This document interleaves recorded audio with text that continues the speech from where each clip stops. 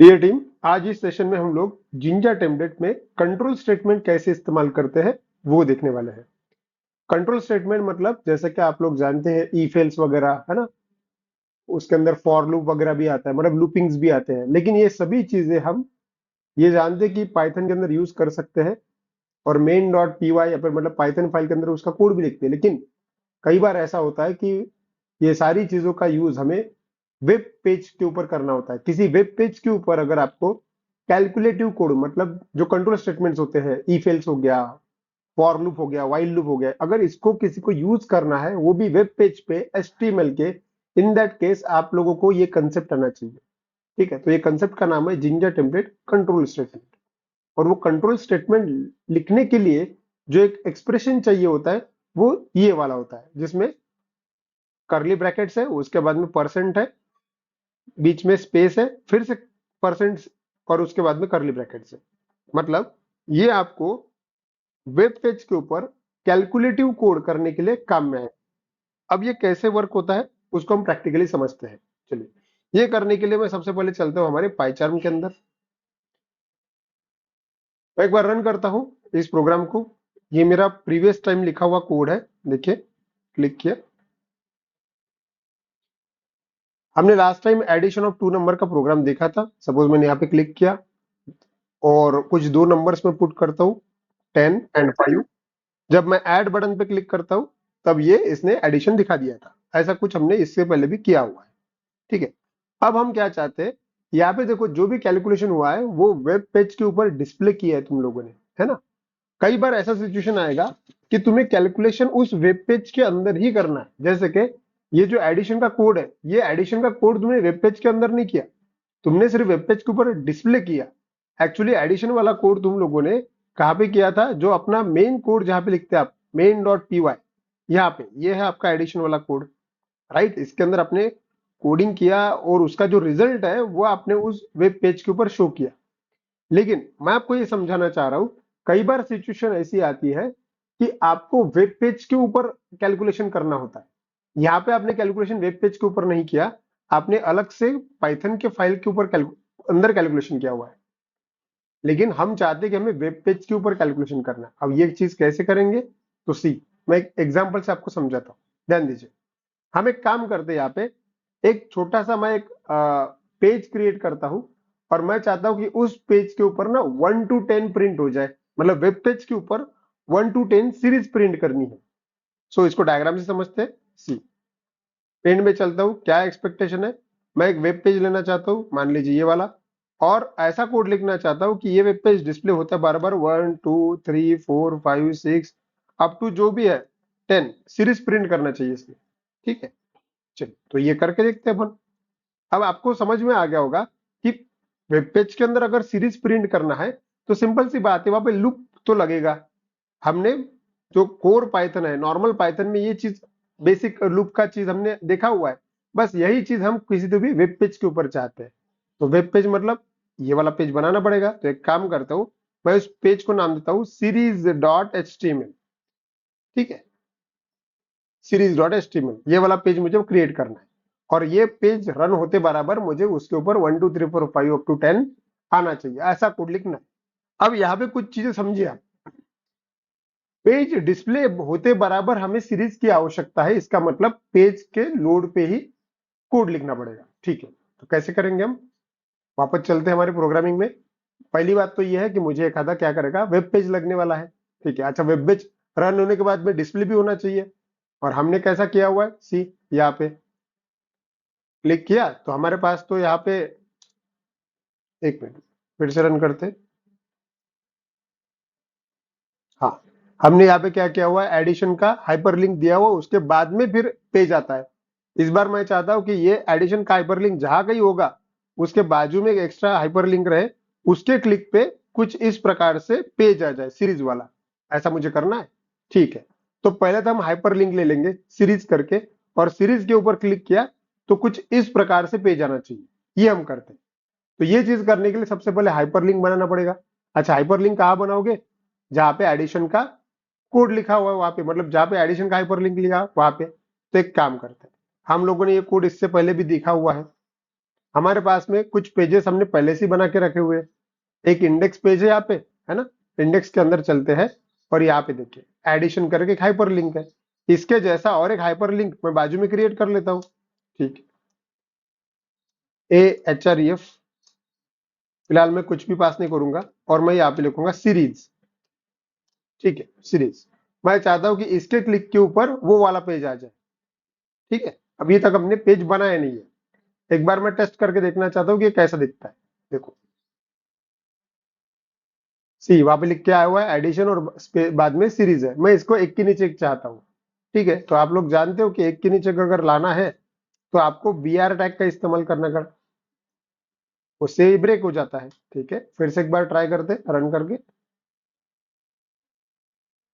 सी series.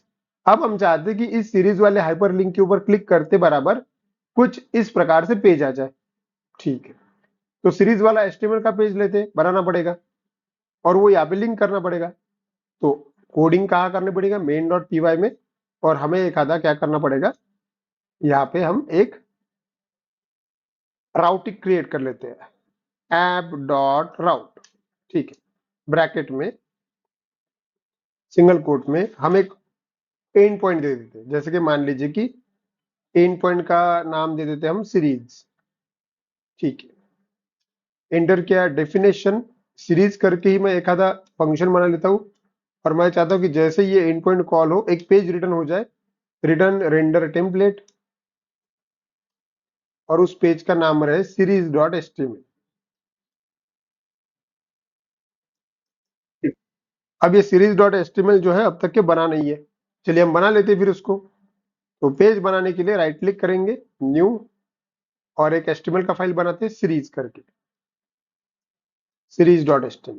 चलिए enter लगाया तो ये बन गया series.html। अच्छा, ये पहचान में आना चाहिए, ये पेज है अपना, तो यहाँ पे मैं h2 टैग क्रिएट कर लेता हूँ और यहाँ पे नाम देता हूँ सीरीज पेज। ठीक है, एनीवे बस एक बार टेस्ट कर लेते हैं कि ये पेज आना चाहिए। एक्चुअली ये पेज तभी आएगा जब आप इस वाले एंड पॉइंट को लिंक करोगे। कहां से, इंडेक्स के पेज पे जाना पड़ेगा और यहाँ पे स्लैश लिखना पड़ेगा सीरीज। अब ये चीजें इसके पहले कई बार की हुई है, प्रीवियस सेशन में भी किया हुआ है, तो आपको ये पता होगा। ठीक है, एनीवे अब मैं इसको रन करता हूं, देखते हैं कि पेज डिस्प्ले होता है या नहीं। रन किया, सीरीज वाली हाइपरलिंक आई है, क्लिक करता हूं, क्लिक किया, आप कौन से वाले पेज पे हो, सीरीज वाले पेज पे हो, बराबर, मतलब आप बराबर उस पेज तक के पहुंच गए। लेकिन पेज पे पहुंचने के बाद करना क्या है, हम चाहते हैं 1 to 10 सीरीज प्रिंट हो जाए, मतलब ये पेज आते बराबर 1 2 3 4 5 अप टू 10 प्रिंट होना चाहिए। तो सिंपल सी बात है, यहाँ पे भी कोड लिखना पड़ेगा, ये चीज बिना कोडिंग नहीं होगी। अब आपको कोड लिखने के दो तरीके पता है। देखो, पहला ये कि तुम लोग कोड हमेशा अब तक के क्या क्या आप लोगों ने, जब भी तुम्हें कैलकुलेशन करने का कोड लिखने के लिए बोला गया है, आप लोगों ने हमेशा पाइथन की फाइल में ही कोड लिखा। अभी दिक्कत यह है कि ये कोड अगर मैं पाइथन की फाइल में लिख भी दूं तो मैं इतने सारे नंबर्स इन सीरीज नाम के इस पेज के ऊपर ट्रांसफर नहीं कर सकता, क्योंकि रिटर्न कीवर्ड जो होता है वो हमेशा एक बार एग्जीक्यूट होता है और नंबर हमेशा एक बार आएगा क्या, नहीं, 1 आएगा, 2 आएगा, 3 आएगा, 4 आएगा, तो अलग अलग नंबर जनरेट होते रहेंगे। तो हर बार मैं हर नंबर इधर ट्रांसफर नहीं कर सकता, क्योंकि इस कीवर्ड की वजह से एक ही बार डेटा ट्रांसफर होता है। जैसे कि यहाँ पे ऊपर देखो, इसके पहले जो एग्जांपल हम लोगों ने देखा था प्रीवियस वीडियो में, हम लोगों ने देखा था कि भाई एडिशन किया हमने और एडिशन करने के बाद में एडिशन एक सी नाम के वेरिएबल में डाल दिया और तुम लोगों ने सी नाम का वेरिएबल वन टाइम पास किया। यहाँ पे देखो रिजल्ट पेज के ऊपर वन टाइम पास किया, मतलब क्योंकि वैल्यू आपकी एक ही थी। अभी ऐसा क्यों नहीं कर सकते यहाँ पे, क्योंकि वैल्यू एक नहीं है, 1 है, 2 है, 3 है, 4 है, 5 है, ऐसी कई सारी वैल्यूज है।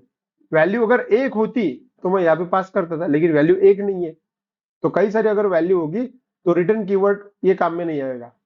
तो फिर क्या कैसे करना पड़ेगा, हमें तो 1 to 10 सीरीज चाहिए। तो फिर ऐसे समय पे आपको कोड लिखना पड़ेगा वेब पेज के ऊपर। चलिए, तो वेब पेज के ऊपर कैसे कोड लिखते हैं वो समझाता हूँ। सी कोडिंग आपका वही रहेगा फॉर लूप जैसा, बस आपको वेब पेज के ऊपर लिखना है। आपका वेब पेज कौन सा है, series.html, यहाँ पे आया, ये है आपका वेब पेज।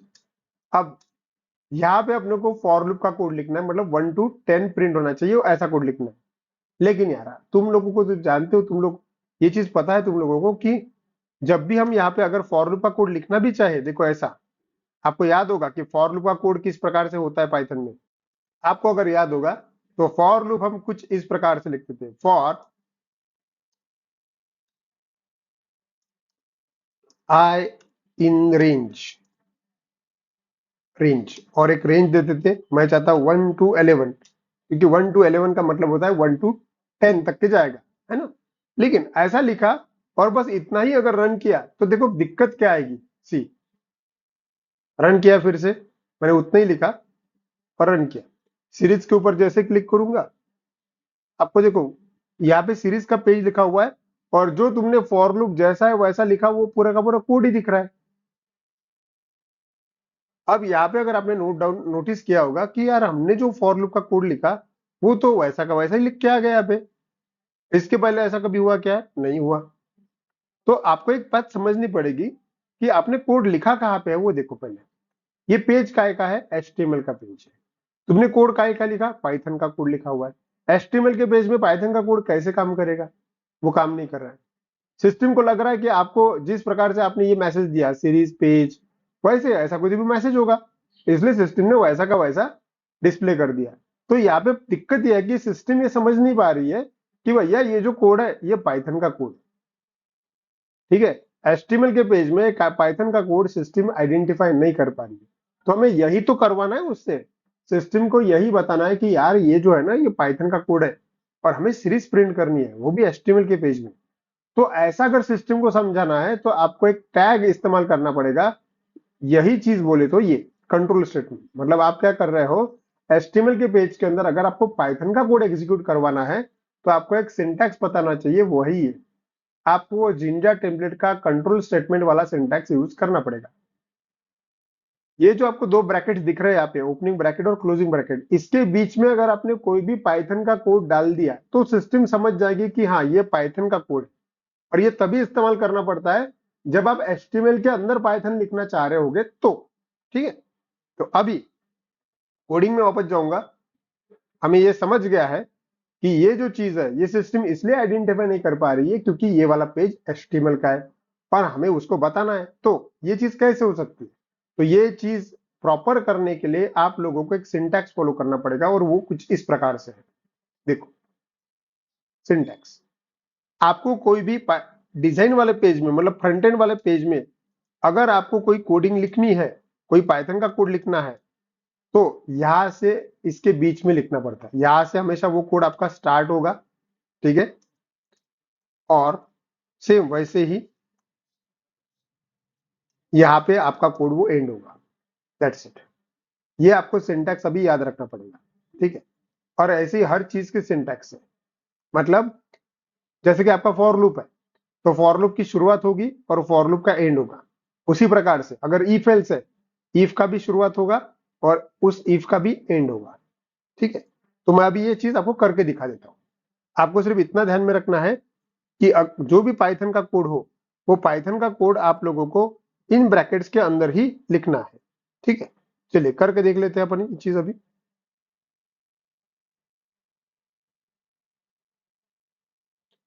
तो अब कोडिंग करने के लिए मैं ये वाले सिंटैक्स को हमारे कोड के अंदर यूज करता हूं। चलिए यहाँ पे आए, सिंपल सी बात है कि ये हमारा फॉर लूप है, ओके। इस फॉर लूप को मुझे क्या करना है, अभी हमने जो टैग अभी देखा उसके भीतर पुट करना है, तो ही ये वर्क करेगा, ठीक है। तो चलिए करते हैं हम इसको। यहाँ पे जूम करता हूं, ये मेरा फॉर लूप है। यहाँ पे यहां से मैं शुरू करता हूं एक,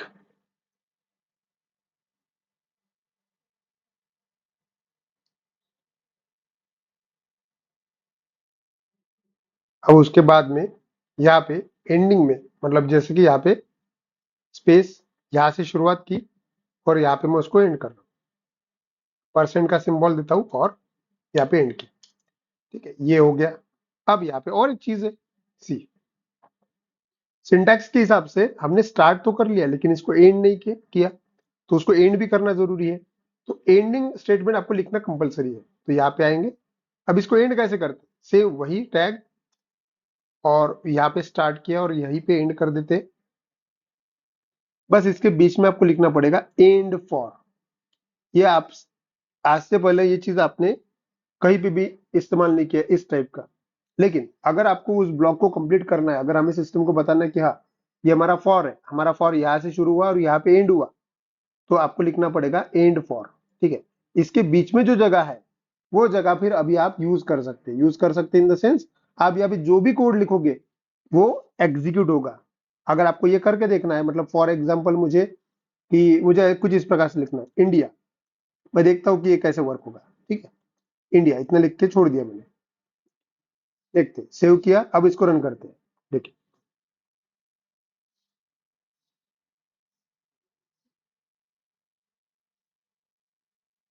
सीरीज के ऊपर प्रिंट किया, तो आपने नोटिस अगर किया तो अब यहाँ पे देखो इंडिया प्रिंट आया, 1 2 3 4 5, है ना, 6 7 8 9 और 10, मतलब 10 बार इंडिया प्रिंट होके आया हुआ है। कहाँ पे आया? वेब पेज के ऊपर आया। कैसे क्या? क्योंकि आप लोगों ने HTML के पेज के अंदर पाइथन का कोड लिखा हुआ है और वही एग्जीक्यूट हुआ। लेकिन आप सोच रहे होंगे कि सर हमें तो 1 2 3 4 प्रिंट करना है। ठीक है, तो उसके जगह पे क्या करोगे फिर आप? इंडिया को हटाओ यहाँ पे, मतलब वो वर्ड हटा दीजिए, और उसके जगह पे आपको 1 2 3 पर अगर प्रिंट करना है तो आप लोग जानते हो अभी कि ये जो इंफॉर्मेशन है वो आई के अंदर आ रही होगी, तो हमें प्रिंट किसको करना पड़ेगा? आई को। अब मैंने आई अगर लिख दिया तो देखो चेंज क्या होगा। चलिए अब मैंने यहाँ पे आई लिखा हुआ है, स्टॉप करता हूं, फिर से रन करता हूं। अब देखिए सीरीज के ऊपर क्लिक करता हूं, क्लिक करने के बाद में यहाँ पे आई प्रिंट हुआ है। अगर मैं इन सभी आई को गिनूंगा तो ये हो जाएगी 10। अब आप सोच रहे होंगे कि यहाँ पे नंबर्स क्यों नहीं प्रिंट हुए? क्योंकि इसने तो नंबर देना चाहिए, क्योंकि हमने फॉर लूप का इस्तेमाल किया। सभी लोग जानते हैं कि ये फॉर मतलब 1 to 10 एग्जीक्यूट होने वाला है। हर बार आई की वैल्यू 1 2 3 4 5 अपडेट होती जाएगी। और अगर हम आई अगर प्रिंट कर रहे हैं तो आई प्रिंट क्यों नहीं हुआ? क्योंकि यहाँ पे एक दिक्कत है।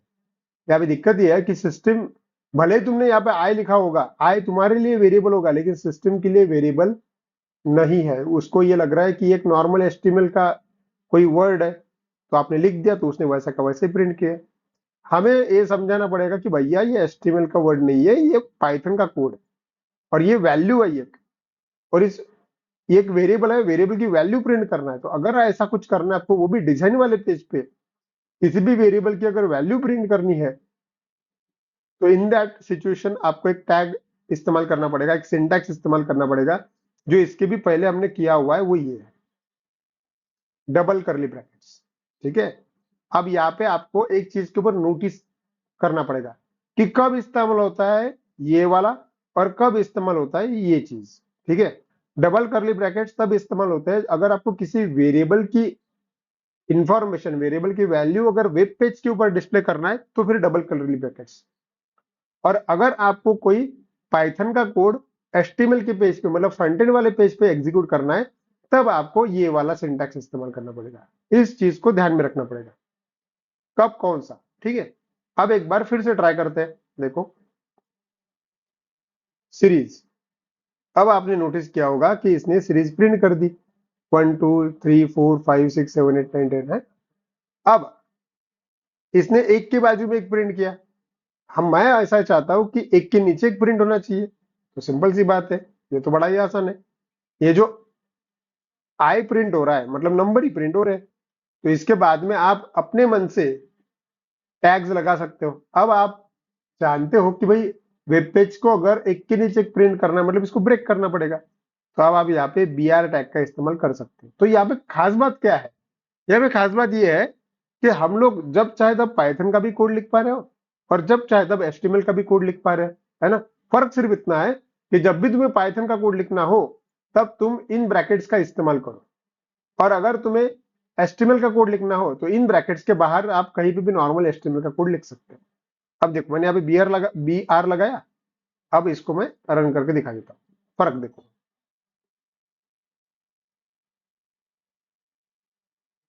सीरीज आ गया 1 2 3 4 5, है ना।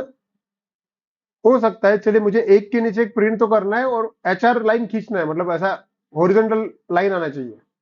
तो क्या कर सकते हैं, सिंपल सी बात है, अगर मुझे लाइन बाय लाइन यहाँ पे मैं ऐसा लिख दूं तो HR, और एक चीज आ सकती है, HR लाइन मैं चाहता हूँ कि कलर आ जाए, तो यहाँ पे एक एट्रीब्यूट होता है कलर करके, और मैं चाहता हूँ कि ऑरेंज कलर आ जाए, ऑरेंज दिया मैंने। अब देखते हैं चेंज क्या होता है। सी, स्टॉप किया और फिर से रन किया सीरीज, सी द डिफरेंस। आप नोटिस कर पा रहे होंगे, इस बार सीरीज तो प्रिंट हुई, साथ ही में हमारे पास में HR लाइंस भी है। इससे हम क्या समझ रहे हैं, इससे हम ये समझ पा रहे हैं कि हम जब चाहे तब HTML के पेज के अंदर कैलकुलेटिव कोड लिख सकते हैं। HTML के अंदर अगर कैलकुलेटिव कोड लिखना है तो आप लोगों को इन सिंटैक्स का इस्तेमाल करते आना चाहिए, दैट्स इट, यही मुझे बताना है। आई होप ये चीज आपको समझ गई होगी।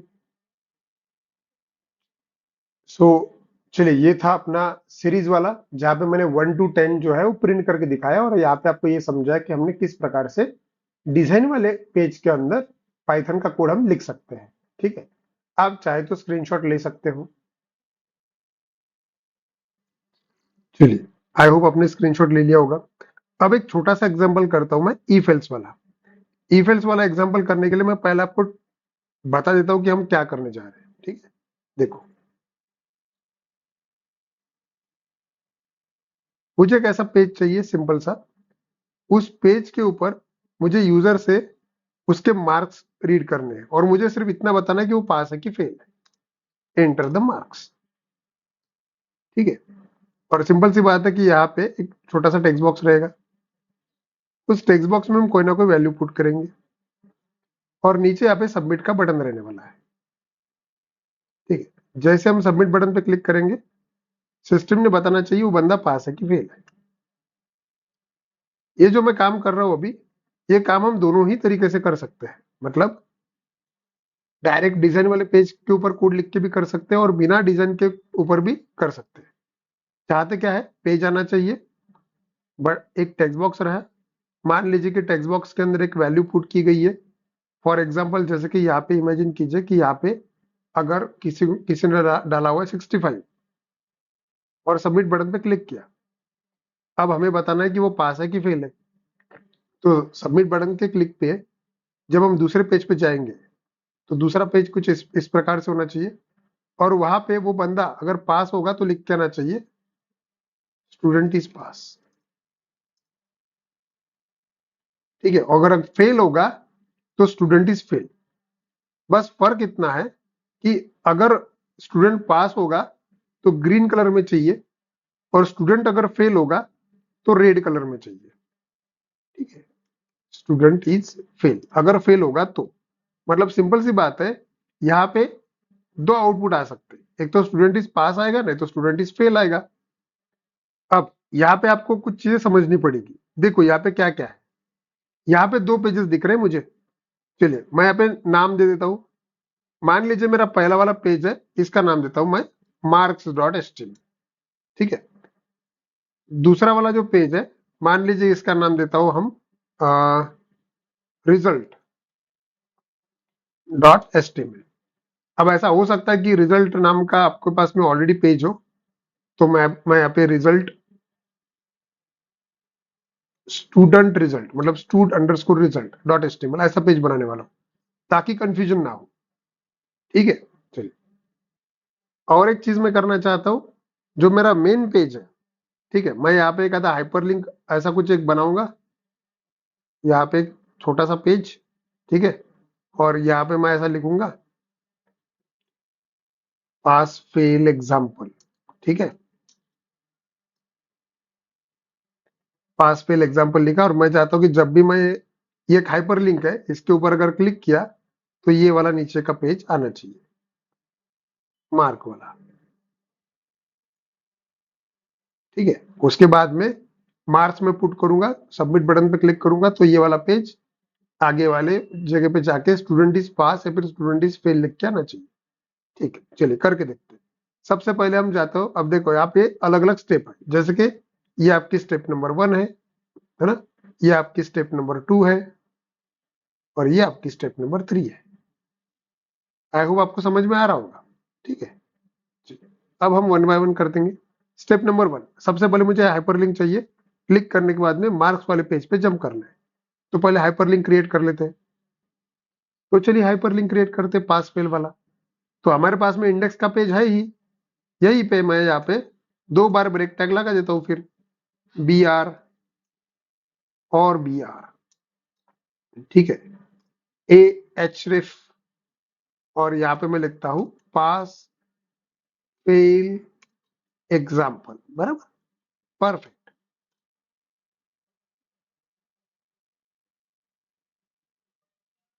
ठीक है, ठीक है। और इसके वजह से क्या होगा, इस प्रकार का हाइपरलिंक बन जाएगा, लेकिन क्लिक करने के बाद में मार्क्स वाला पेज भी तो लगेगा। ठीक है, तो मार्क्स वाला पेज बना लेते हैं फिर। तो यहाँ पे आएंगे, राइट क्लिक, न्यू, एचटीएमएल का file, marks dot HTML, enter किया। ठीक है, क्या एक्सपेक्टेड है, यहाँ पे फॉर्म चाहिए ना। कैसा फॉर्म चाहिए, एंटर द मार्क्स, पहले से लिख के आना चाहिए। ठीक है, एंटर द मार्क्स। उसके बाद में क्या चाहिए, एक टेक्स्ट बॉक्स चाहिए। टेक्स्ट बॉक्स में क्या होता है, वो वैल्यू पुट करेगा, राइट, इनपुट टाइप टेक्स्ट और उसका नाम, नेम, ये हो गया टीएक्सटी मार्क्स। ओके, इसके नीचे क्या चाहिए मुझे, इस एंटर देने के बाद में 2 बार ब्रेक देता हूं मैं यहाँ पे, ठीक है, और मैं चाहता हूं कि उसके नीचे बटन आ जाए। तो बटन लेने के लिए इनपुट टाइप सबमिट, और वैल्यू देता हूं उसके ऊपर, सबमिट ही लिख के चाहिए, सबमिट, दैट्स इट, हो गया। लेकिन ये पेज एग्जीक्यूट नहीं होगा, हम चाहते हैं कि पेज डिस्प्ले हो। ये पेज डिस्प्ले तभी हो सकता है जब आप उसको राउट दो, है ना। चलिए, तो इसको राउट देते हैं अपन, यही पे नीचे राउटिंग अभी आप लोगों को आता है, ऐप डॉट राउट, ब्रैकेट में, सिंगल कोट में, स्लैश, क्या लिखोगे आप, मार्क्स। ठीक है, ये वाला पेज डिस्प्ले होना चाहिए, दैट्स इट। तो return, return render template, single quote में, मार्क्स डॉट एचटीएमएल। ठीक है, अच्छा, यहाँ पे डेफिनेशन नहीं लिखी, डेफिनेशन मार्क्स। ठीक है, डन।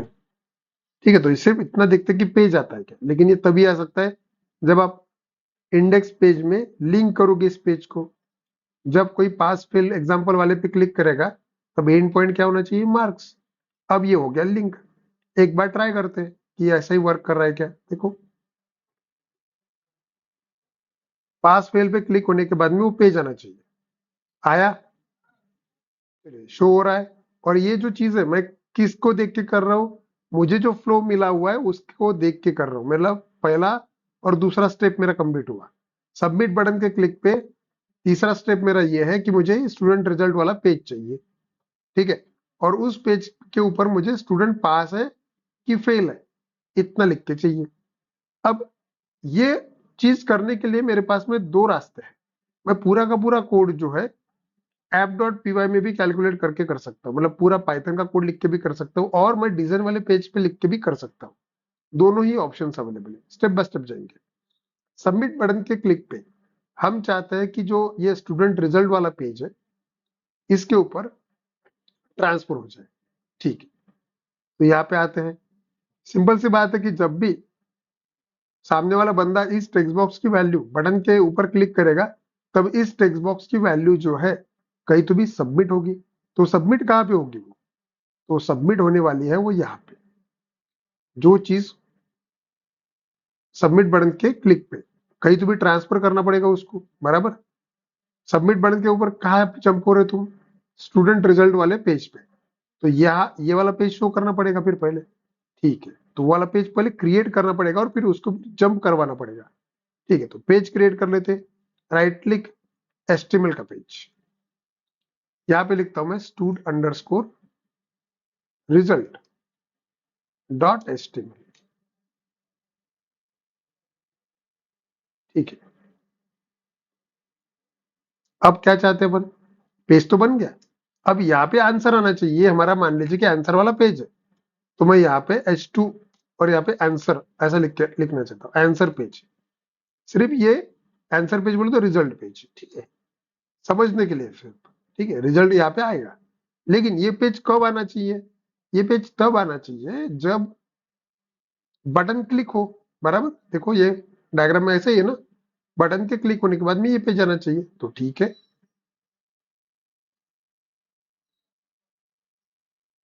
वापस चलते हैं कोडिंग के अंदर, यहाँ पे मेन डॉट पी वाई। हाँ, वो पेज डिस्प्ले होना चाहिए, उसके लिए एंड पॉइंट तो क्रिएट करना पड़ेगा, ठीक है। कैसे करोगे? सेम वही टेक्निक, ऐप डॉट राउट, सिंगल कोट में स्लैश, इस बार मैं लिखता हूं स्टूड अंडरस्कोर रिजल्ट और definition stood underscore result.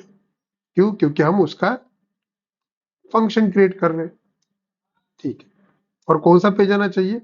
Return render, render template. और अभी हमने जो पेज बनाया वो हमने अभी भी पेज बनाया स्टूड रिजल्ट करके डॉट एसटी। सिर्फ इतना चेक करना है कि बटन के क्लिक पे जंप होता है कि नहीं। लेकिन बटन कौन सा वाला? सिंपल सी बात है कि हमने एक मार्क्स करके बनाया हुआ ये। अगर हम चाहते हैं कि बटन के क्लिक पे हम दूसरी जगह पे जंप को, तो एक बेसिक रूल आपको बताए, ये तभी पॉसिबल है बटन के क्लिक पे जब आप फॉर्म टैग का इस्तेमाल करोगे। तो फॉर्म टैग के अंदर पूरा का पूरा कोड एक्सपेक्टेड है। तो यहाँ पे मैं फॉर्म टैग बना लेता हूं।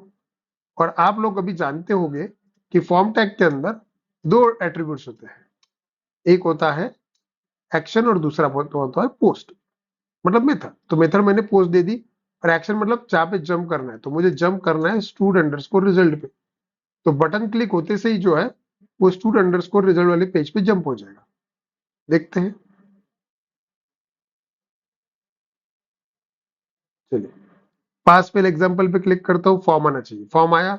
मैं कोई वैल्यू पुट करता हूँ, सपोज 65, सबमिट बटन पे क्लिक करता हूँ। क्लिक करने के बाद में अगले वाले पेज पे जाना चाहिए। अच्छा, मेथड नॉट अलाउड लिख के आया, ये वाला कोड एकदम, ये जो एरर है एकदम कॉमन है। तो उसके लिए क्या कोड में चेंज करना पड़ेगा? देखो सिंपल है, कई बार कई स्टूडेंट्स को ये कोड हर बार आता है। जिस पेज के ऊपर आप जंप कर रहे हो, आपने यूज किया हुआ है एक मेथड, तो यहाँ पे सिस्टम में मेंशन करना पड़ता है कि आप कौन सी मेथड से डेटा ट्रांसफर कर रहे हैं। तो हम पोस्ट मेथड से डेटा ट्रांसफर कर रहे हैं, तो यहाँ पे लिखना जरूरी है। तो मैंने यहाँ पे लिखा, और अब ट्राई करते हैं। देखो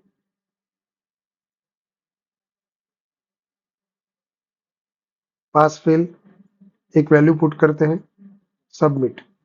हम कहाँ पे आए?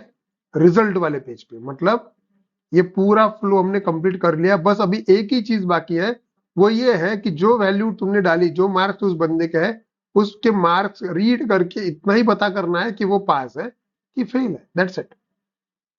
अब कोड लिखते हैं। अब कोड में करना ही क्या है? बटन के क्लिक पे ये जो 65 है, ये अगले वाले पेज पे भेजना है, इतना ही ना। और फिर वहां पे चेक करना पड़ेगा ना कि वो पास है कि फेल है। पास है या फेल है, उसका लॉजिक क्या है? अगर किसी को 35 या फिर 35 के ऊपर मार्क्स है, इसका मतलब वो पास है, और नीचे मार्क्स है, इसका मतलब वो फेल है। तो ये चीज कैसे कर सकते हैं? देखो यहाँ पे आया,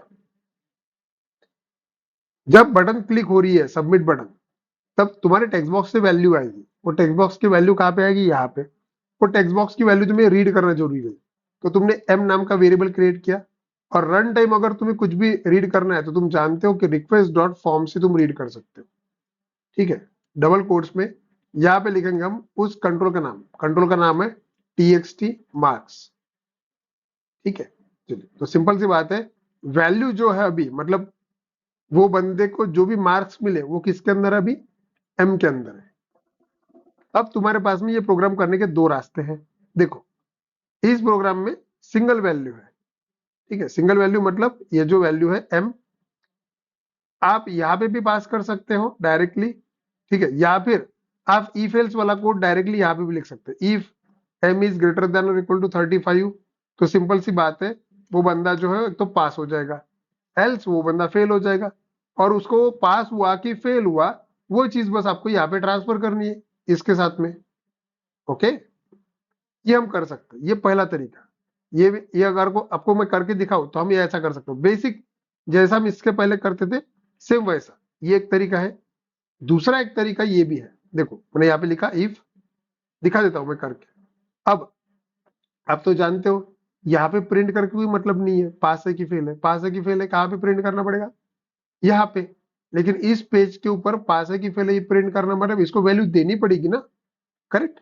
तो जो भी मैसेज तुम्हें डिस्प्ले करना है वो मैसेज तुम्हें कहीं तो रखना पड़ेगा। ठीक है, तो एक काम करते हैं, देखो मैं यहाँ पे क्या करता हूँ, एक वेरिएबल बना लेता हूँ स्टेटस नाम से, ठीक है। और यहाँ पे वैल्यू डाल देता हूँ, अगर उसका मार्क्स जो है 35 के ऊपर है मतलब student is pass, student is pass.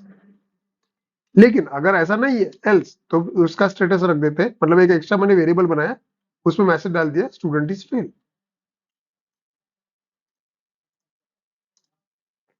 ये है वो मैसेज जो मुझे डिस्प्ले करना है।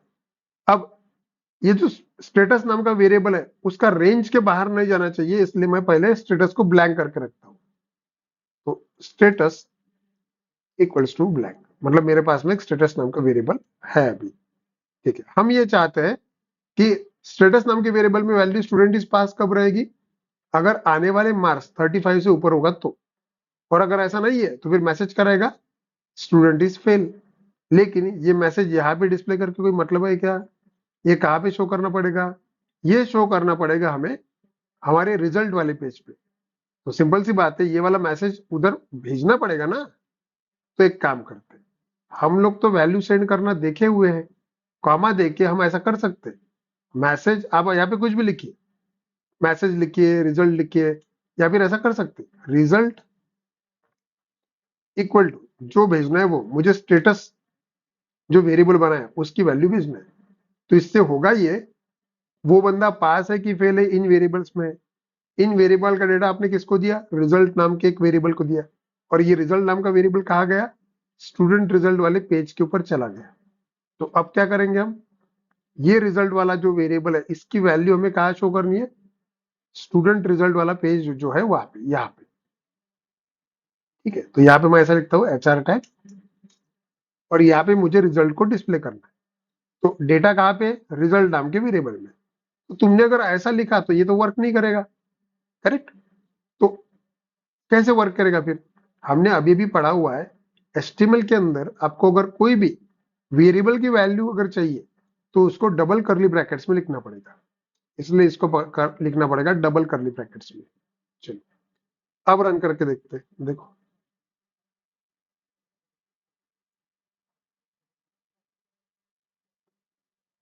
पास फेल वाला एग्जांपल मैंने लिया 65 और सबमिट बटन पे क्लिक किया, देखो स्टूडेंट इज पास। लेता हूँ, चलो एक बार बैक लेते हैं, एक काम करते हैं, यहाँ पे किसी स्टूडेंट को 12 मार्क्स है, सबमिट किया, अब क्या बोला सिस्टम ने, स्टूडेंट इज फेल। मतलब हमारा जो कैलकुलेशन है एकदम परफेक्ट हो रहा है ना, यहाँ पे एकदम परफेक्ट हो रहा है। लेकिन अगर आप बोल रहे होंगे कि सर हमारा तो ऐसा डिसाइड हुआ था ना कि अगर स्टूडेंट पास रहा तो फिर ग्रीन कलर में, स्टूडेंट फेल रहा तो फिर रेड कलर में चाहिए। तो ये तो चीज तभी हो सकती है अगर तुम इफ एल्स का इस्तेमाल करो, बराबर। अब यहाँ पे तो हमने डायरेक्टली डिस्प्ले कर दिया, अब आप बोलोगे कि सर फिर यही पे इसको ग्रीन कर देते, तो एक बार अगर तुमने इसको ग्रीन कर दिया तो पास के लिए भी ग्रीन ही रहेगा और फेल के लिए भी ग्रीन ही रहेगा। तो अलग अलग बाइफरकेट नहीं हो पा रहा है यहाँ पे, तो यहाँ पे बाइफरकेट हो सकता है। कैसे, वैसे तो तुम्हारा एग्जाम्पल यही पे खत्म हो गया, ये है तुम्हारा एग्जाम्पल।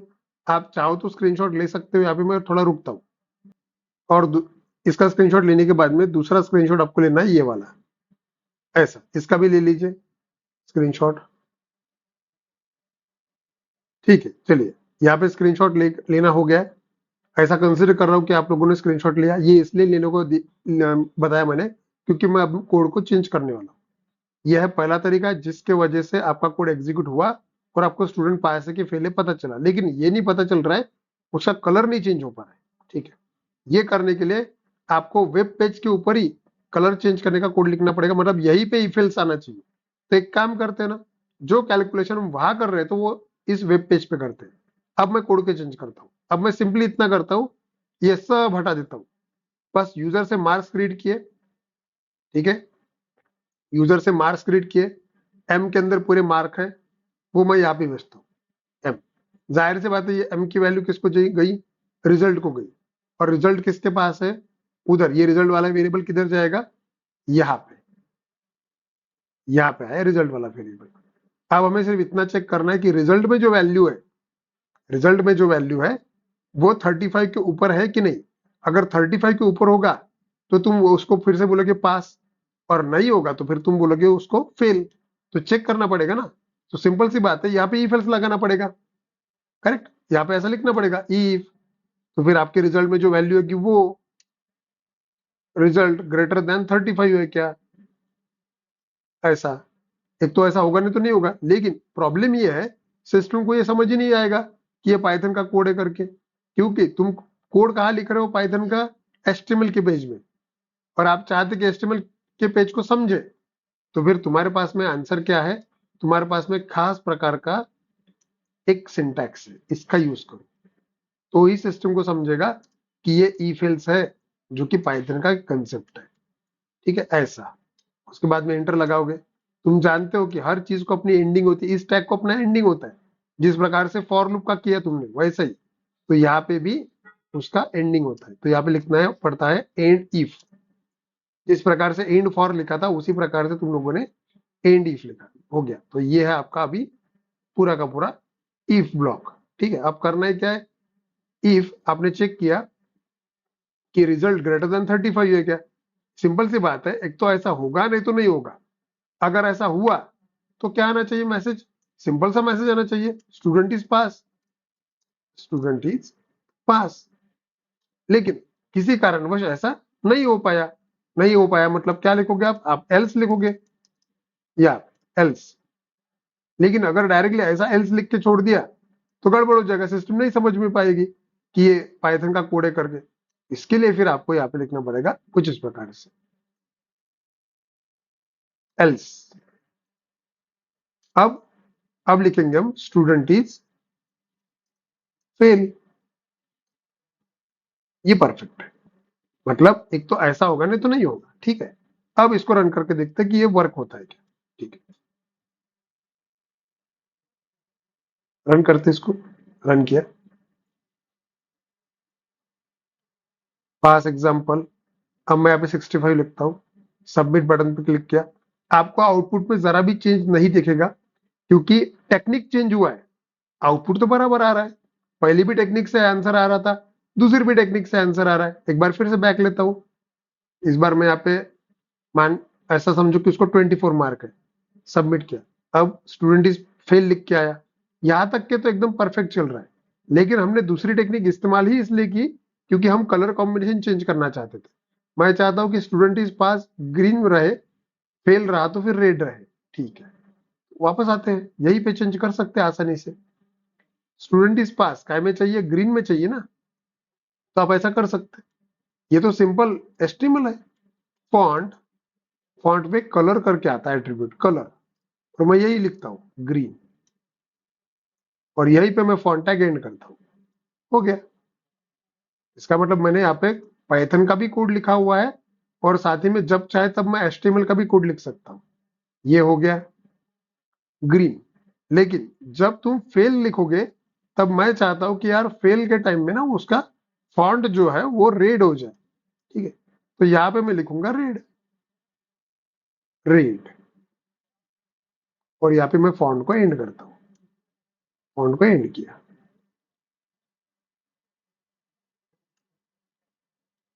ठीक है, सेव किया। अब इसको रन करके देखते कि यह सचमुच में काम करता है क्या। पास एग्जांपल, इस बार मैंने डाला 80, एंटर द मार्क्स, 80 मार्क्स है उसको, और सबमिट।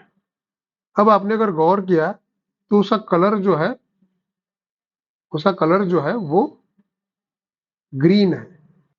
चलिए, यहाँ पे ग्रीन कलर आया। अब एक बार उसको फेल करते, वापस आया, इसको मैं करता हूं 18, सबमिट। इस बार वो रेड में आया। मतलब हुआ ये कि मैं कलर जो है उसको ई फेल्स के हिसाब से मैंने चेंज किया। आउटपुट में कोई चेंज नहीं है।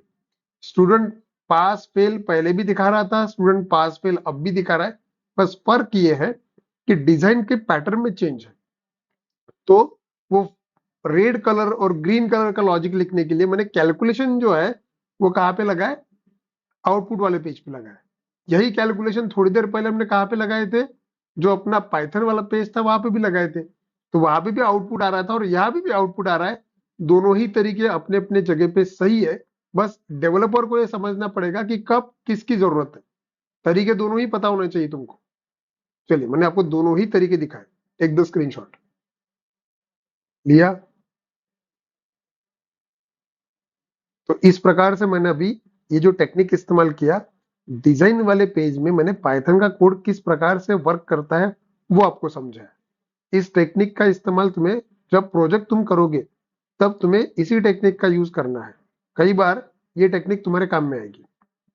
मतलब तुम्हारा प्लस पॉइंट ये है कि अब तुम लोग कैपेबल हो गए हो कि तुम पाइथन के पेज में तो कोड लिख ही सकते हो, साथ में अगर जरूरत गिरी तो डिजाइन वाले पेज में भी तुम कोड कर सकते हो।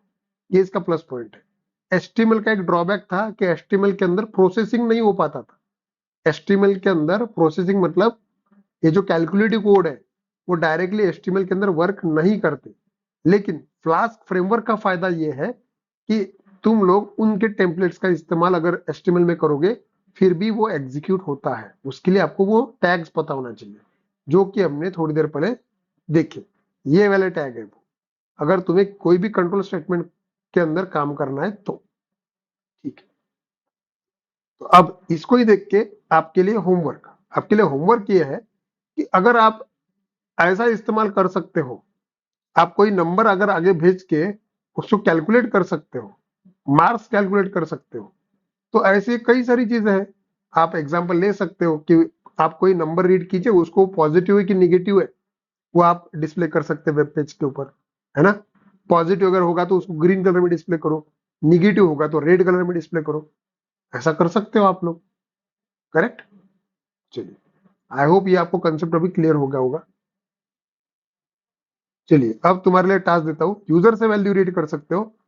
जिस प्रकार से तुमने अभी मार्क्स रीड करके वो पास है कि फेल है ये आइडेंटिफाई किया, उसी प्रकार से कुछ एक दो एग्जांपल्स में देता हूं आपको करने के लिए। सबसे पहला, आपको ऐसा प्रोग्राम करना है, यूजर से रीड करना है value. Write a program to read a value from user and check whether, check करना है whether the number is positive और निगेटिव। वो जो नंबर है वो पॉजिटिव है कि निगेटिव है, ये चेक करना है। अब आपके पास में ये कोड लिखने के दो तरीके हैं। तुम पूरा कोड पाइथन फाइल में भी लिख सकते हो, या फिर कुछ कोड जो है तुम डिजाइन वाले पेज के ऊपर भी लिख सकते हो। ये तुम्हारे ऊपर डिपेंड करता है। ठीक है, ओके। दूसरा example, write a program to read an age from user. User से रीड एज रीड करना है and check whether the user is eligible for voting और नॉट। वोटिंग के लिए वो एलिजिबल है कि नहीं। ठीक है, मतलब सिंपल सी बात है। पेज रहेगा, यूजर के सामने टेक्स्ट बॉक्स रहेगा, एंटर द एज। उसने अगर एज डाला 25, तो सिस्टम ने बोलना चाहिए eligible for voting red colour में, सॉरी ग्रीन कलर में। और अगर उसने एज डाला 15, तो लिख के ना चाहिए not eligible for voting red colour में। अभी आपके ऊपर डिपेंड करता है, तुम उसको कैसे भी करो। बस यूजर से वैल्यू रीड करनी है टेक्स्ट बॉक्स के अंदर। ठीक है, और एक एग्जांपल देता हूं। Write a program to read an age of baby. छोटे बच्चे का एज रीड करना है and check whether the baby is eligible for polio dose और नॉट।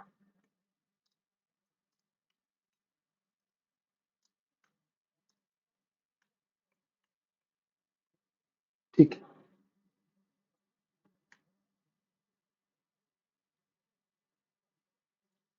चलिए, तो ये 3 एग्जाम्पल बड़े ही काम के हैं, आप इसको ट्राई कीजिए। ओके, सो डियर टीम, इस प्रकार से हमने आज का ये सेशन कंप्लीट किया। आई होप आप लोगों को ये अच्छा लगा होगा, आपको समझा होगा। जो टास्क दिए वो करके देखिए, प्रैक्टिस कीजिए। कुछ भी दिक्कत आया तो आप मुझे कांटेक्ट कर सकते हैं। चलिए आज मैं यहीं पे रुक जाता हूँ, मिलते हैं किसी अगले सेशन में। Thank you so much.